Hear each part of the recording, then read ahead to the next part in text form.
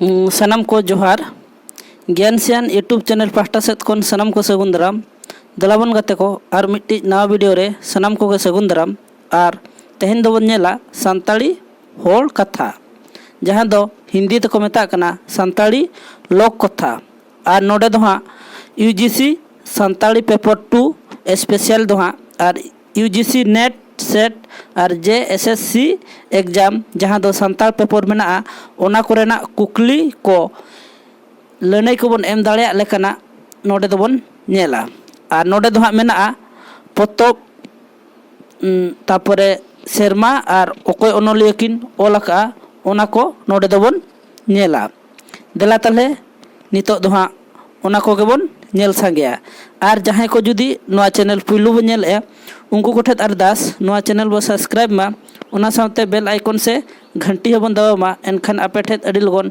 Notification सेटेरवा और इना video बन नेल दाड़ेया डिस्क्रिप्शन रे टेलीग्राम ना लिंक एम कना सनाम को अरदास टेलीग्राम रे बन जॉइन मा और नवा कोरेना नोट को बन नाम दाड़ेया देला तले बाबन बिलोमा तेहेना वीडियो बन एतोहबा सान्ताड़ होड़ कथा और नवा दो यूजीसी नेट सेट और जीआरएफ दो जेएसएससी एग्जाम सान्ताड़ पेपर जहाँ मेना ओना को रे हिजुआ देला तले बाबन रिया नितो दोबन एतोहब उतर लेगे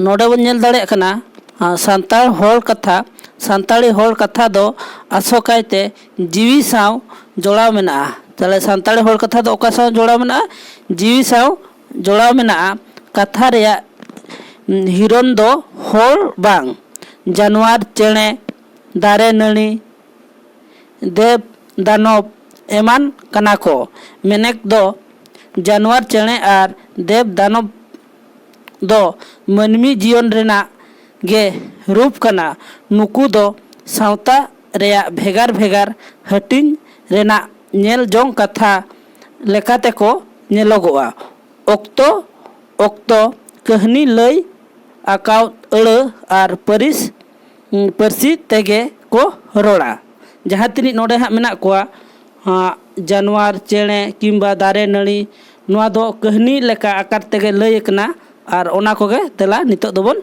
नेल सांगेया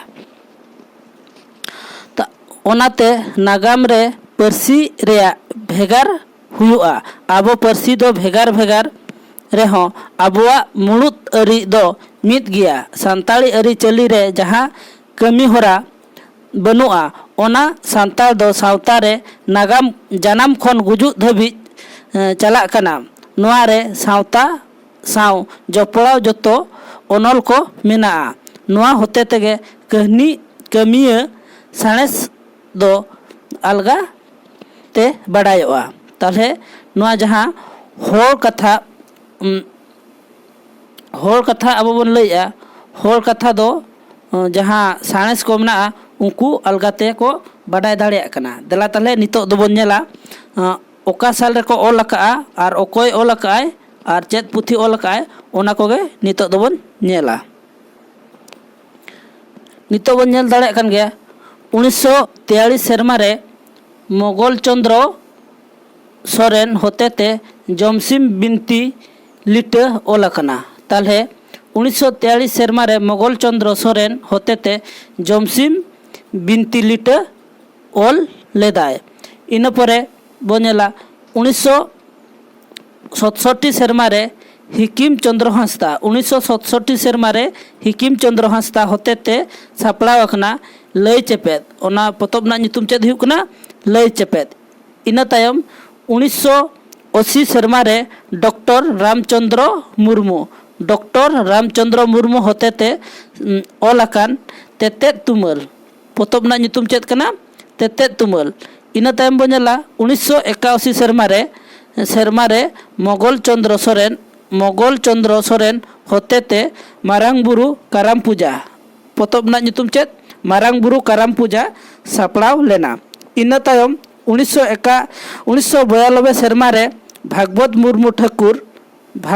मुर्मू ठाकुर होते ते सापड़ाव अकान सान्ताड़ी लोक कथाएं चेद कना सान्ताड़ी लोक कथाएं दो सान्ताड़ पारगना खन ओका खन सान्ताल पारगना खन हिंदी ते तर्जमा कातेन सापड़ाव आकना।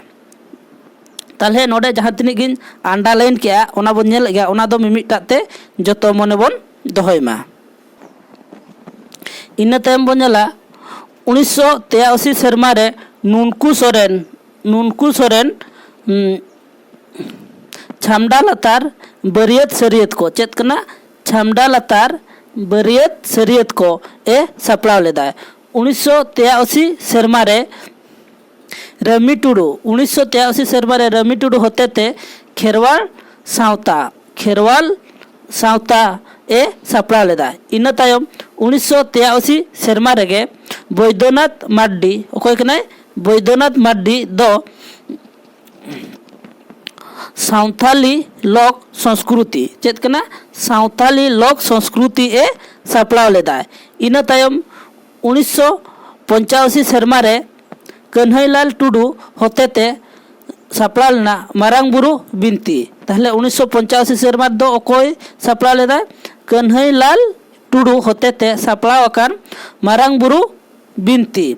इना तायम 1987 सेरमा रे प्रोफेसर दिगंबर हांसदा अकय प्रोफेसर दिगंबर हांसदा सान्ताल लोक कथाएं ओ संग्रह सान्ताली लोक कथा संग्रह जामशेदपुर खन सापड़ाव लेदा। ओका खन जामशेदपुर खने सापड़ाव लेदा। देला ताहले इना परे आरो बोन नेला। इना परे 1987 सेरमा रे कुशल हेम्ब्रम साहेद सेचेत ए सापड़ाव लेदा। 1987 सेरमा रे दो कुशल हेम्ब्रम साहेद सेचेत ए सापड़ाव लेदा। इना तायम 1991 सेरमा रे कुशल बास्के मिट्टिज मेनाया कुशल हेम्ब्रम और मिट्टिज दो मेनाया कुशल बास्के उनी दो सापड़ाव लेदा बोंगा हातम ए सापड़ाव लेदा। कुशल बास्के दो बोंगा हातम ए सापड़ाव लेदा और कुशल हेम्ब्रम दो साहेद सेचेत ए सापड़ाव लेदा। इना परे 1992 सेरमा रे धीरेन्द्रनाथ बास्के 1992 सेरमा रे धीरेन्द्रनाथ बास्के होल समाज रेया अरिचली ए सापड़ाव लेदा। इना परे 1993 सेरमा रे लुसा हेम्ब्रम होतेते अकय लुसा हेम्ब्रम होतेते खेरवाल बंशा सान्ताल सेरवा खेरवाल बंशो सान्ताल सेरवा। इना परे 1994 सेरमा रे स्टीफेन हेम्ब्रम सान्ताल कोआ अरिचली सान्ताल पारगना खन सापड़ाव लेदा। ताहले सान्ताल कोआ अरिचली ओका खन सापड़ाव लेदा सान्ताल पारगना खने सापड़ाव लेदा। नोआ को जतो मने बन दोहयमा मिमिटाते नोआ दो एग्जाम करे हेज दाड़ेया। 94 सेरमा रे दशरथ मुर्मू चंपा खेरवाल बंशा ए सापड़ाव लेदा। इना परे 1995 सेरमा रे हपन हेम्ब्रम होतेते सापड़ाव लेना मनमिया आड़ांग आर ताड़ाम चेत सापड़ावना मनमिया आड़ांग आर ताड़ाम। इना परे 1997 सेरमा रे साधु रामचाँद मुर्मू 1997 सेरमा रे साधु रामचाँद मुर्मू इसरोड़ ए सापड़ाव लेदा। चेत ताहले 1997 सेरमा रे साधु रामचाँद मुर्मू इसरोड़ ए सापड़ाव लेदा। 1959 सेरमा रे रामेश्वर मुर्मू होतेते 1959 सेरमा रे रामेश्वर मुर्मू होतेते सापड़ाव आकान हापड़ाम कोको लय हटो आकादा नोआ दो पश्चिम बांग्ला खोत पार्सल आकना। इना परे 2001 सेरमा रे एस मुर्मू होतेते होड़ हपन कोआ उपरुम 1901 सेरमा रे एस सोरेन होड़ हपन कोआ उपरुम ए सापड़ाव लेना। 2001 सेरमा रे सान्ताल एकाडेमी कोलकाता होतेते सापड़ाव लेन होड़ हपन कोआ सेदाय कथा होड़ होपन कोआ सेदाय कथा पश्चिम बांगला खन सापड़ा लेना। आरहो 2001 सेरमा रेगे डोमान साहू समीर दो हुयुग कना बायना ᱧᱩᱛᱩᱢ ताय होतेते सापड़ा लेना सान्ताड़ी लोक कथाए इन परे 2002 सेरमा रे फिलिंग्स और टुडू होतेते सापड़ा लेना आदिवासी कहनी संग्रह इन परे 2002 सेरमा रे कृष्णा चंद्र टुडू होतेते सापड़ा लेना सान्ताड़ी एक परिचय। ताहले 2002 सेरमा रे कृष्णा चंद्र टुडू होतेते सापड़ा ओकान सान्ताड़ी एक परिचय इन पर बनेला 2002 सेरमा रे चैतन प्रसाद टुडू होतेते सापड़ा ओकना तुल जलाम बोआल ए सापड़ा लेदा। ताहले 2002 सेरमा रे चैतन प्रसाद टुडू होतेते तुल जलाम बोआल ए सापड़ा लेदा। इन पर बनेला 2002 सेरमा रे रामेश्वर मुर्मू जाहेर बंगा सांताल को ए सापड़ा लेदा। इन परे 2002 सेरमा रेगे माग मोणे गावता कोलकाता समय माग मोणे रेया फेडात कथा। ताहले 2002 सेरमा खन खेरवाल माग मोणे गावता कोलकाता पाहटा सेद खन चेद उछन लेना खेरवाल मोणे रेया फेडात कथा बांग्ला पश्चिम बांग्ला खन पार्सल लेना। इन परे 2004 सेरमा रे रतन मारांडी होतेते सापड़ा ओकना आदिम हालत ए सापड़ा लेदा। इन परे 2004 सेरमा रे बास्ता सोरेन होतेते सापड़ा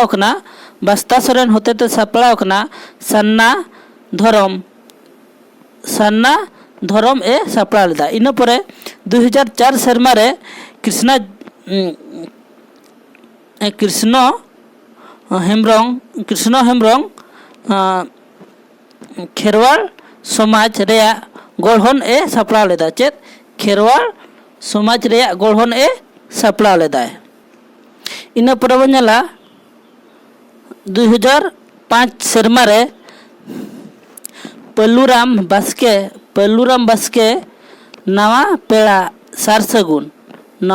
सार सगुन ए सापड़ा लेदा। इन परे 2007 सेरमा रे मधु मड्डी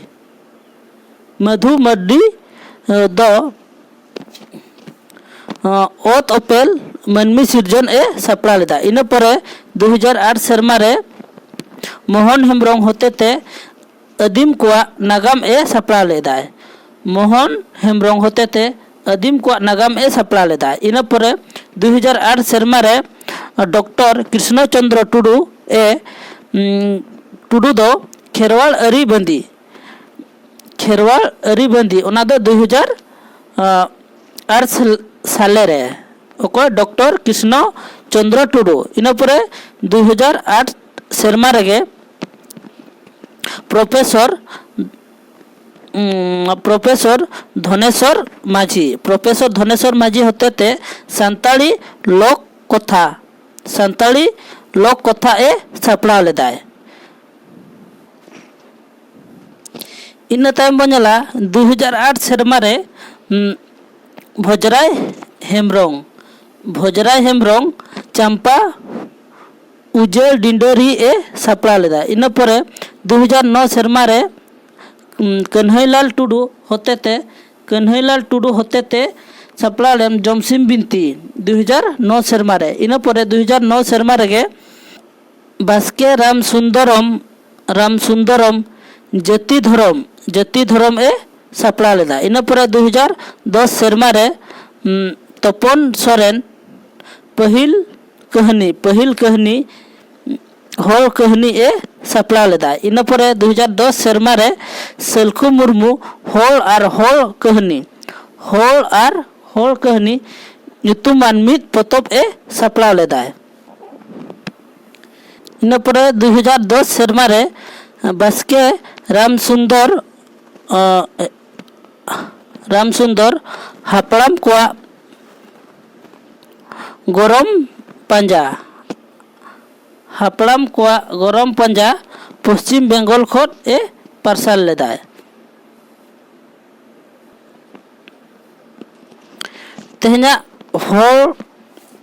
तेहना सान्ताड़ हॉर कहानी